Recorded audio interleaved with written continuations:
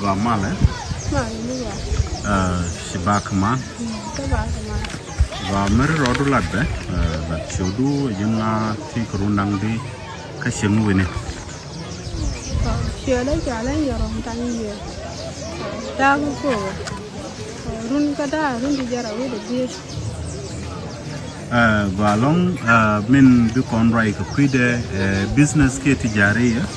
inti latin jin togi business nay ka ngume jage ko do ya business woman To cái gì cái chuyện phải business, to cái gì cái tháo cuối được, về diện cái tháo cuối được như cho cái tăng nghiêm, cho sẽ luôn cho lập, về sẽ luôn lập cho các phần. Và cho cái phần đó cho chúa có buồn làm thayตัวvậy kajin shimaru dul goram gar ke tijari ke business kan ekram chimara tajer dorun mi di và ka andam rei business and titin go business kel mi chai ngai ka jalong Rayruna Mawale Ebun. Ka en Bunanan Tale is special, ka Nathan Lanap, ka Guada Walkala Guekaja o Lada Jurcia, ka Metabunya, ko Ebun, Michal ka Bunbun, Mala wa Kaganan, Shaka Damana Shiko Bechetakret,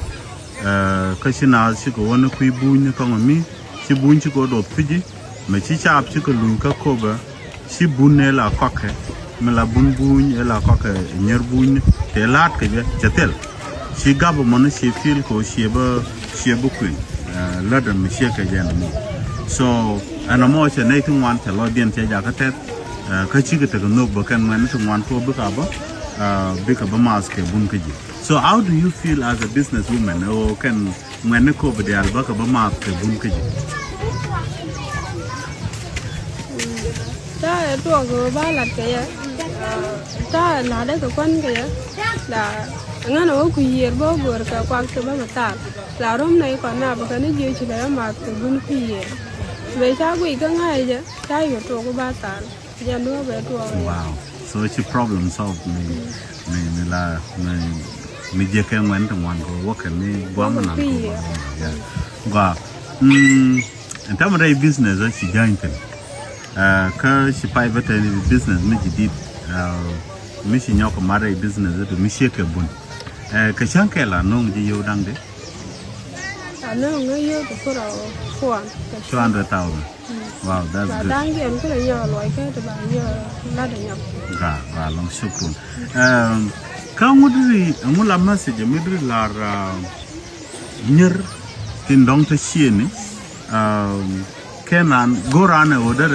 dere work business badwala kuje da to buni plus ngane ba te la ngane buni tin techang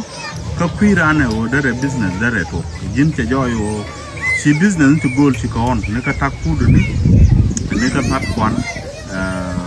saloon many coffee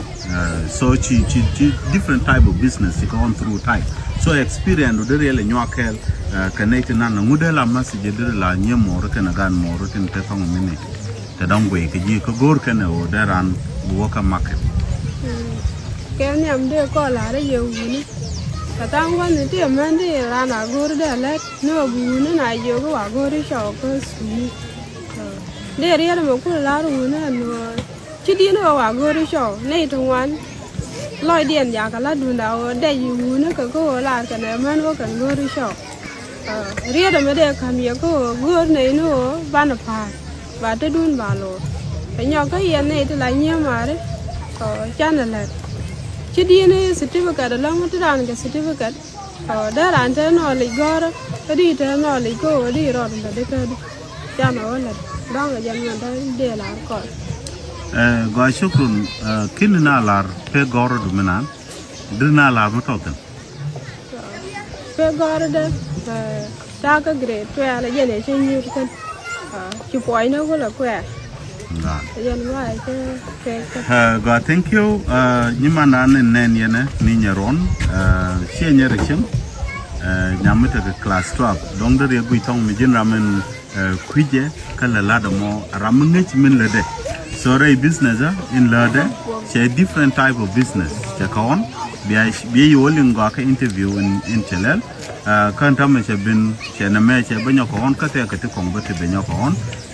kwenas lare ke message ko lane chi nyuru kon ne langane